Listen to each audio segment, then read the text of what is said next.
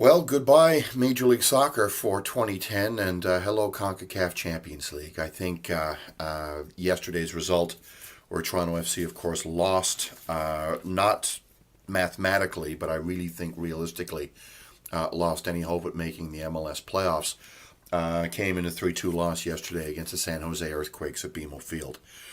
The worst road record in Major League Soccer. Yes, even Philadelphia Union, who, by the way, are an expansion team and are only, I think, 6 points behind TFC right now in the standings. They could very well catch Toronto over the next 4 or 5 games.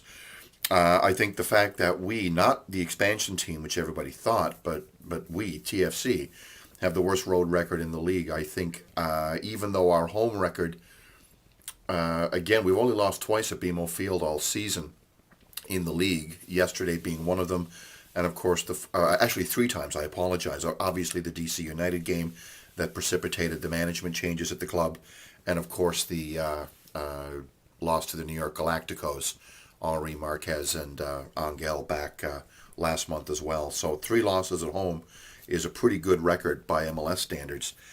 But again, some drop points at home, and I think the abysmal road record that this team has had, worst in its history actually this season, was just too deep a hole to dig out of, and I think that's something obviously that's got to be addressed next year. Chris Wondolowski, who scored a goal, I think, in the game that TFC played at San Jose earlier in the season, scored a hat trick yesterday against us, and being in the corner section at the south end of the stadium, pretty well right by the corner flag, right in the front row yesterday, I can tell you from my vantage point watching the game from that sort of field level perspective, which is again a little different than obviously watching it from the main grandstand or watching it on television. You see the game sort of develop a little differently. You really see the horrible lack of width that Toronto FC has been dealing with all season. Nick Garcia, who to his credit has played relatively well the last few games, particularly well down in Mexico against Cruz Azul. And Rez Niskanovic, the mad Latvian, were absolutely horrible yesterday. Both guys were just beaten time after time after time after time after time by a pacey San Jose side that decided that obviously looking at film or video of TFC, the way to beat them is to go after the one area that Mo Johnston, I think, other than obviously an out-and-out striker, the one area that Mo Johnston failed from a roster perspective over 4 years was to really give the club solid fullback or solid wing play. We've never had it since day one. We've had glimpses of it, but there you go. That's how they were beaten yesterday, plain and simple. Dero, I want to talk about Dwayne De Rosario for a moment. 23 goals in 2 years in the league is a fabulous result. It's a fabulous effort from our most prolific scorer in the short history of the club. But he goes yesterday, of course, and after he scores that nice goal and starts writing on his hand saying, cut me a check. I agree with the sentiment, Dwayne, and for those loyal readers of the blog, if you remember a while ago, I wrote back in, I think, May or June of this year, when the designated player rules were changed and 3 DPs were allowed with the league. I said one of the things that TFC should definitely look at doing is not only bring in a striker, they did, and obviously that's been a bust, Mista, who again missed an absolute sitter in the 60th minute yesterday, by the way, so there's $1 million down the drain, I think. I suggested back early in the spring with that rule that Dwayne De Rosario's contract be renegotiated and he be given designated player money. I stand by that. I think that he is, again, based on the effort that he's put in, based on the results that he as an individual has brought into the team, I think he is worthy of a designated player slot. There's one available. I think they need to actually, they being Toronto FC's management team, whoever that's going to be, they need to lock Dwayne up for the next couple of years at the very least, and give him what he so rightly deserves. However, You don't pull that kind of garbage on the pitch in the middle of a game when your team is fighting for its life in the playoffs. And what happened a minute or so after that little display, Dwayne? San Jose scored, didn't they? And put the game out of reach. So I agree with the sentiment. I agree with your point. But I think that the timing and the way that you actually handle that was so utterly disrespectful. You wait and do that kind of stuff behind closed doors. You do that kind of stuff at the very least if you want to take the public route, which is anybody's right to do. It's a free country.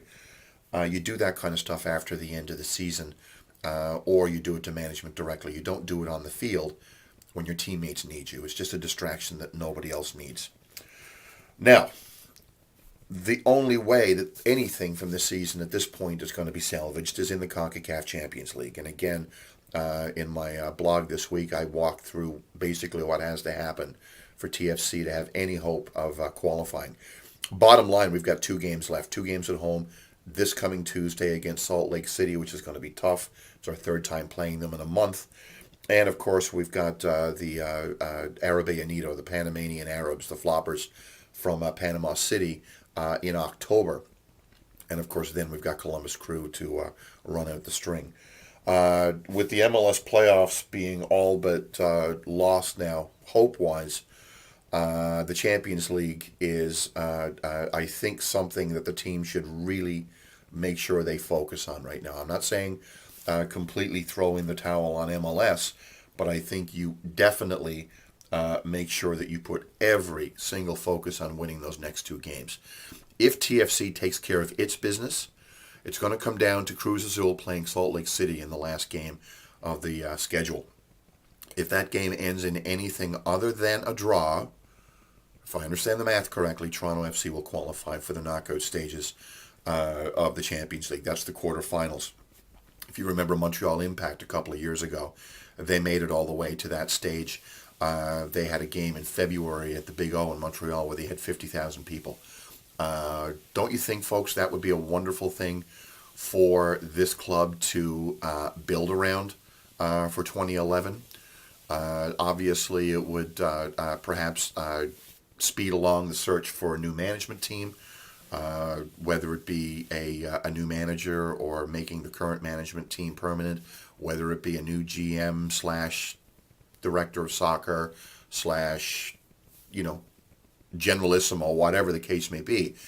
Having something like the knockout stages of the Champions League in February or March of this year at, say, the Rogers Center, wouldn't that just be an absolutely wonderful way to really start the future, so to speak, of Toronto FC in the right fashion?